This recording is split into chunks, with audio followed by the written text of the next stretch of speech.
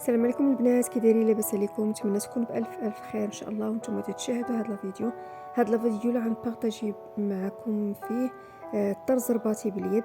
التطريز باليد سهل وبتقنيه مبسطه جدا، يعني اللي تبعت من المبتدئات هذا الطرز فاكيد غادي ان شاء الله غادي تطرز جلابيتها بشكل سهل.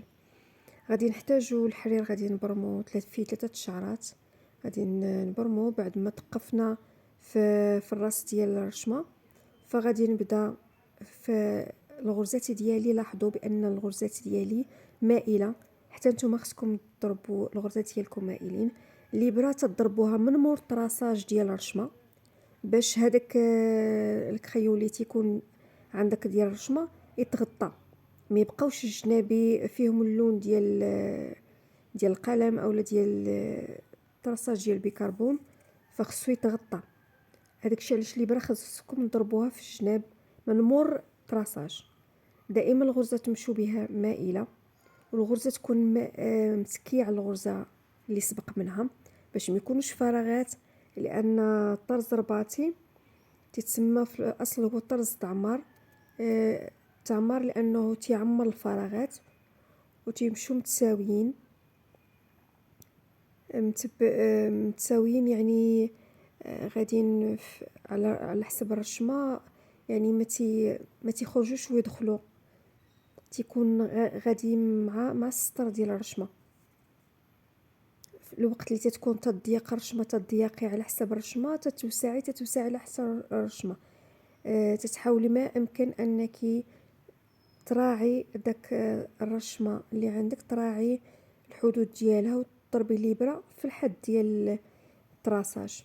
هكذا غادي تكوني طرزتي وانتيا باتقان وبحرفيه بشكل اللي تكون نقي ويعطيك طرز زوين ومتقون. الى عجبكم الفيديو ما تنساوش تعملوا لايك واشتراك وتفعيل الجرس. خلوا لي تعاليق ديالكم.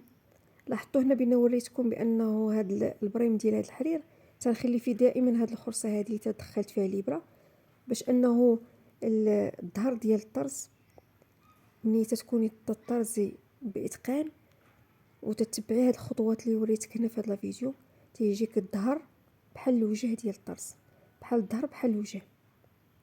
واحد المعلومه قبل ما حدني مفكرها، ملي تبغوا الطرش، ملي تبغوا تصلحوا الطرز ديالكم، ملي تساليو تبغوا تصلحوا الطرز ديالكم، صلحوه في اول الامر بالظهر، يعني قلبوا الرشمه وصلحوها في الظهر.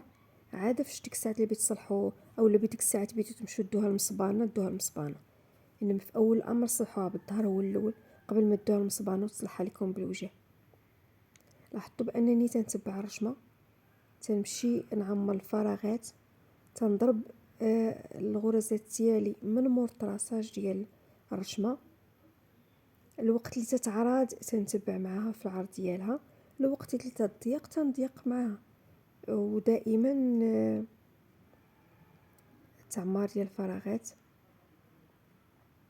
يعني الغرزه تكون حدا الغرزه متكيه عليها، ما تنخلوش فراغات.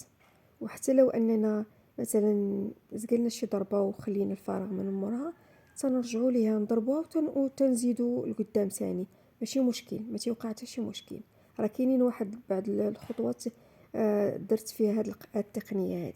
هنا هذه الوقت اللي تيسالي عندك الخيط، عملي بحال هكا تقفيها قدامك، يعني داك التقاف ديريه لقدام. كاين اللي تيرجع به في اللور في الطرزه، من الاحسن ديريه قدام لانك ديجا طلعي فوق منه طرز، فغادي يكون متقون، ما غادي يكون حتى شي مشكل. بحيث انه ولكن بخلاف ذلك الا كنتي رجعتي بيه باللور تقدر تبان عندك الغرزه اللي سقفتي بها في الطرزه. فهكذا تيكون عندك الا سقفتي لقدام في الطرزه تيكون عندك ما كاين حتى شي مشكل، ما يوقع عندك حتى شي مشكل. لاحظوا اني سريت نغطي فوق منه ما يبان عندي والو. نعاود نذكركم، الا كنتو باقيين حتى لهاد اللحظه وانتم تشاهدوا لا فيديو، ما تنساوش تعملوا لايك واشتراك وتفعيل الجرس. وتنتمنى ان هذا الفيديو يكون مفيد لكم. الفيديو الماجي ان شاء الله غادي نعمل لكم التنبات ديال هاد الجلابه بالذات. هاد الجلابه في الموف، وخدمتها باللون ديال الجلابه في الموف، ولكن التنبات غادي نديرو في لون مختلف، غادي نديرو في الدكرادي ديال اللون.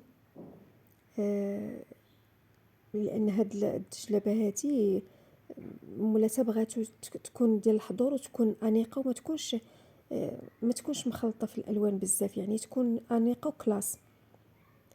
فاختاريت انني ندير ليها اللون في اللون، والتنبات يكون واحد الدكرادي ديالو خفيف، قل منه بدرجه، يعني ناقص عليه في اللون بدرجه اولا غامق عليه بدرجه، ماشي مشكل، تيكون مناسب وتيجي انيق.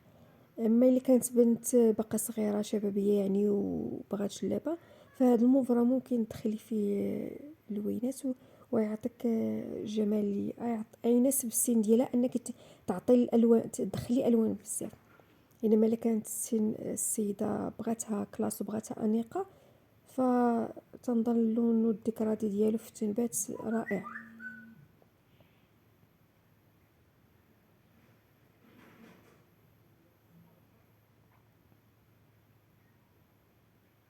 غادي نخليكم مع باقي تطبيق الجلابه الماجيه ان شاء الفيديو الماجي ان شاء الله. راه غادي ندير معكم تطبيق ديال هاد التنبات. هنا غنوري لكم الصوره ديال التنبات اللي غتكون عليه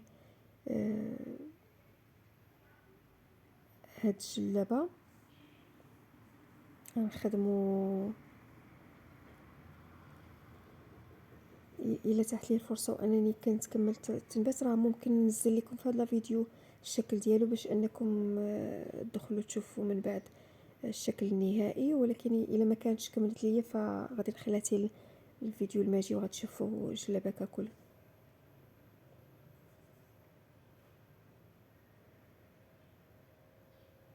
انا غادي نكمل المراحل ديال الطرز، وما تنساوش تعملوا لايك واشتراك وتفعيل الجرس. انتظروا الفيديو الماجي ان شاء الله.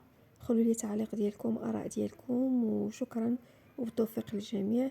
اللي حبت اي استفسار كيف ما كان نوع، اي غرزه ما عرفتش ليها، اي حاجه ما استفدتش فيها من خلال هذا الفيديو، تخلي لي غير كومونتير وانا غندخل ندير فيديو خصيصا بالنسبه على حسب السؤال ديالها.